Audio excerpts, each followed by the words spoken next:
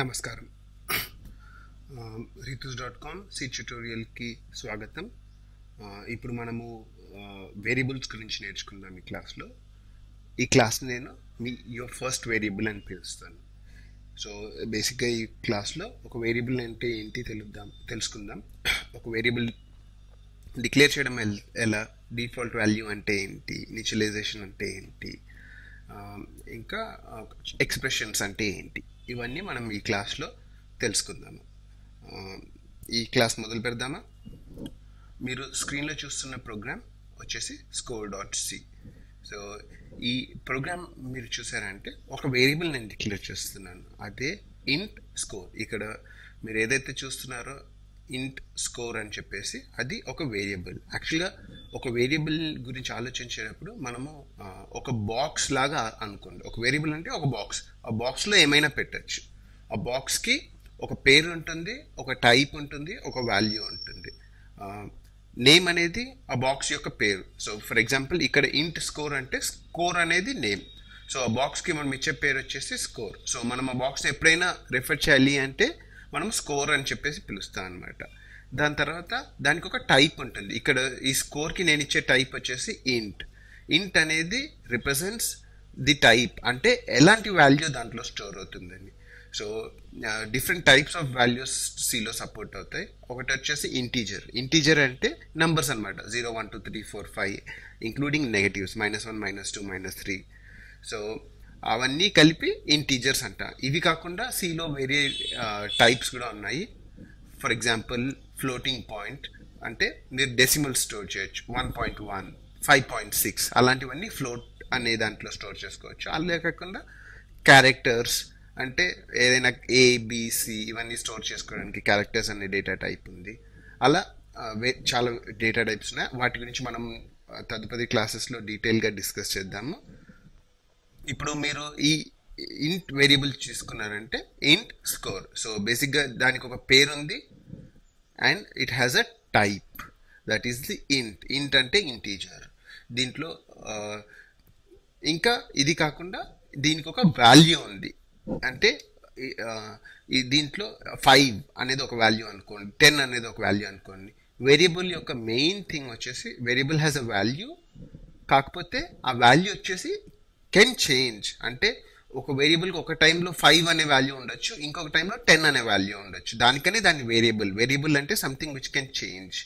So variable has a name, type and a value, and the value can change over a period of time.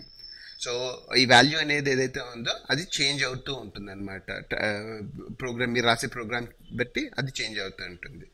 మీరు ఇప్పుడు ఇంట్ score, దాని తర్వాత clear screen, యూజువల్గా clear చేయడానికి ఈ ఫస్ట్ లైన్ ఏదైతే ఉందో దాన్ని డిక్లరేషన్ అంటారు. ఇప్పుడు ఇక్కడ మనం డిక్లేర్ చేస్తున్నాం కదా, ఇంట్ స్కోర్ అండ్ సెమీకోలన్. సో ఇది డిక్లరేషన్ అంటారు. అంటే ఒక వేరియబుల్కి దాని టైప్ ఏంటి, పేరేంటి అన్నీ చెప్పేదే డిక్లరేషన్. సో డిక్లరేషన్లో మనం ఏం చెప్తామంటే declaration of a variable. Declaration of variable will tell what its type is. Type is integer, name is score. So declaration is where we tell the name and type of the value. Alane like initial value కూడా assign చేయొచ్చు. మీరు ఇప్పుడు ఈ program run చేసి చూద్దామా? ఈ program run చేస్తే ఇంట్ స్కోర్ ఫస్ట్ ఎగ్జిక్యూట్ అయిపోయింది. దాని తర్వాత క్లియర్ స్క్రీన్, ప్రింట్ఎఫ్, ఆ వాల్యూ ప్రింట్ చేయడానికి సింటాక్స్ ఉంది, దాని గురించి మనం డిస్కస్ చేద్దాము. సో మీరు చూసారంటే ఈ ప్రోగ్రామ్లోనే స్కోర్లో ఉన్న వాల్యూ ప్రింట్ అవుతుంది. ఇంకొక ఇంపార్టెంట్ థింగ్ వచ్చేసి ఈ డిక్లరేషన్ అనేది can only be in the first line of the block. So open brace ఏదైతే ఉందో దాని తర్వాతే డిక్లరేషన్స్ ఉండొచ్చు అనమాట. లెట్స్ నేను ఇప్పుడు ఈ ఓపెన్ బ్రేస్ క్లోజ్ బ్రేస్ మధ్యలో ఇంకొకటి ఏదైనా రాశాను అనుకోండి, ఇక్కడ ఒకసారి క్లియర్ స్క్రీన్ అని రాశాను అనుకోండి,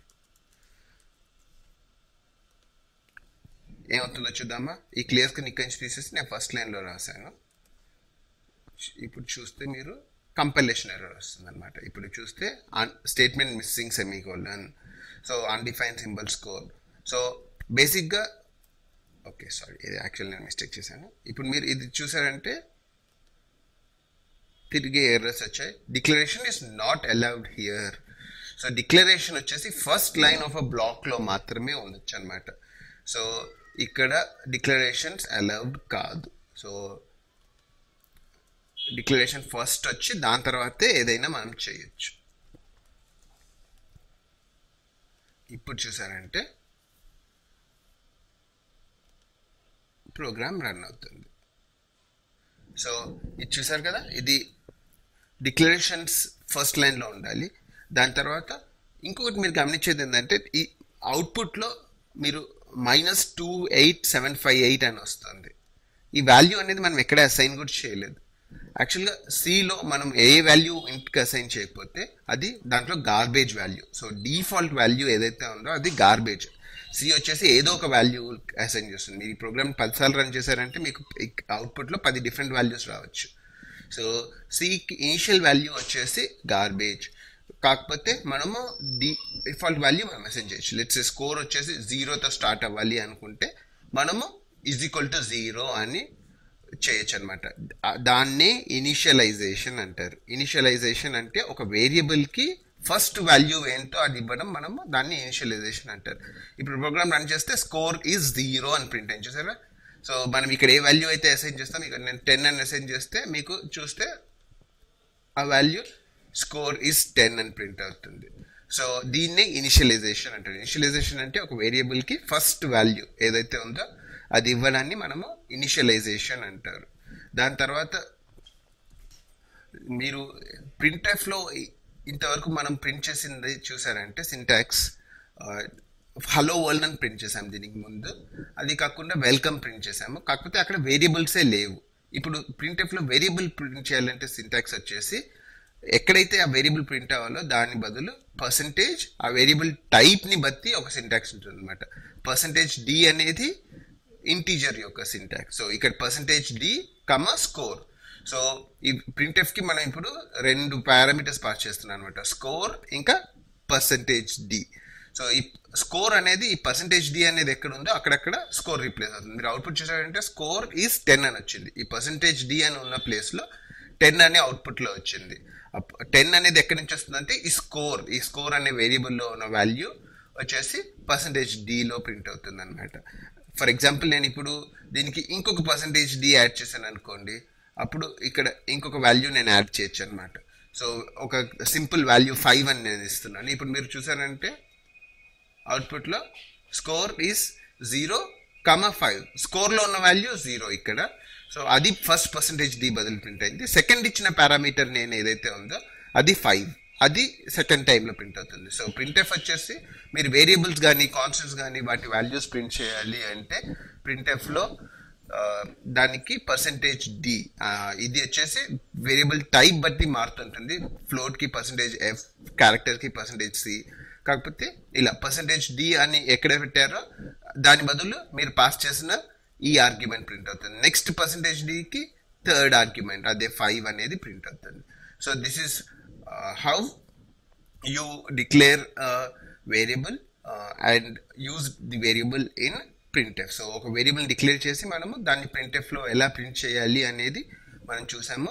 అలానే ఒక వేరియబుల్ని ఎలా డిక్లేర్ చేయాలి అనేది చూసాం. డిక్లరేషన్ అనేది ఒక వేరియబుల్కి ఒక నేమ్ అండ్ టైప్ ఇవ్వడం అనేది డిక్లరేషన్. దానికి ఒక వాల్యూ అసైన్ చేయడం అనేది, ఫస్ట్ వాల్యూ అసైన్ చేయడం అనేది ఇనిషియలైజేషన్. ఇంకా ప్రింట్ఎఫ్లో %d అనేది syntax to print variable. So మనం స్కోర్ మాత్రమే ప్రింట్ చేయాలంటే ఒక %d దాని తర్వాత స్కోర్ అని ఇస్తే చాలు, అది ప్రింట్ అవుతుంది అనమాట. సో ఇప్పుడు మనము ఒక సింపుల్ సి ప్రోగ్రామ్లో వేరియబుల్స్ ఎలా యూజ్ చేయాలని చూసాము. నెక్స్ట్ క్లాస్లో ఎక్స్ప్రెషన్స్ వాటి